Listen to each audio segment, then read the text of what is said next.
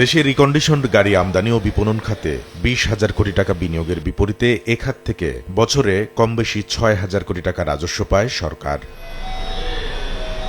রিকন্ডিশনড গাড়ি আমদানিকারকদের সংগঠন বারভিটার এমন তথ্যের বিপরীতে বিআরটি এর পরিসংখ্যানে দেখা যাচ্ছে 2022 সালে যেখানে গাড়ি নিবন্ধন হয়েছে 16,700 ইউনিট, সেখানে ডলারের দাম বাড়তে থাকায় ধারাবাহিকভাবে কমে 2025 সালে নেমেছে প্রায় অর্ধেকে 9,400-তে। আবার চলতি বছরের জানুয়ারিতে 2,147টি গাড়ি আমদানি হলেও ফেব্রুয়ারিতে এসেছে 1,505টি।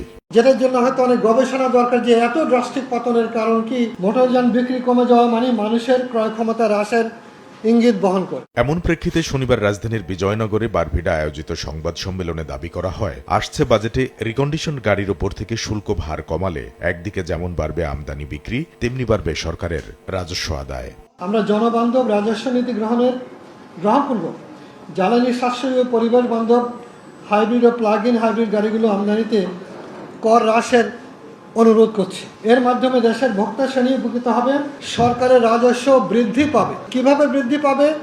যেমন ধরুন, এখন মূল্য বৃদ্ধি পাওয়াতে আমাদের গাড়ির ব্যবহার কমে গিয়েছে।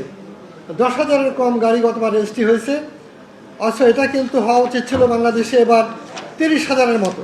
তাহলে সরকারের রাজস্ব বর্তমানে যা পাচ্ছে তার 3 গুণ হতো। এ সময় মধ্যবিত্তের ক্রয় ক্ষমতা বিবেচনায় আমদানিযোগ্য রিকন্ডিশনড গাড়ির বয়স সীমা 5 থেকে বাড়িয়ে 8 বছর করার দাবি জানানো হয়। ব্রিটেনের মতো দেশে যেখানে প্রায় 10 লক্ষ গাড়ির বাজার আছে, তারা গাড়ি উৎপাদন করে, অনেকগুলো গাড়ি কোম্পানি আছে, তারপরেও তারা বয়স সীমা নির্বিশেষে গাড়ি আমদানির অনুমতি দেয়। ইমিশন স্ট্যান্ডার্ড সেটা নির্ধারণ করা উচিত। সেটা ইংল্যান্ডে নির্ধারণ করা হয়ে থাকে যে একটা মানের নিচে গাড়ি আসতে পারবে না।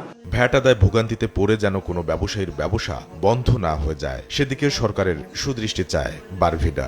চট্টগ্রামের 90% গাড়ির ব্যবসায়ী তো অডিটে এমন ভাবে তাদেরকে বেড়াজালে ফেলা হচ্ছে, যার কারণে সীমাহীন হয়রানির শিকার। আমাদের ব্যবসায়ীরা যেন হয়রানি না হয়, এই বিষয়ে আপনারা একটু দেখবেন।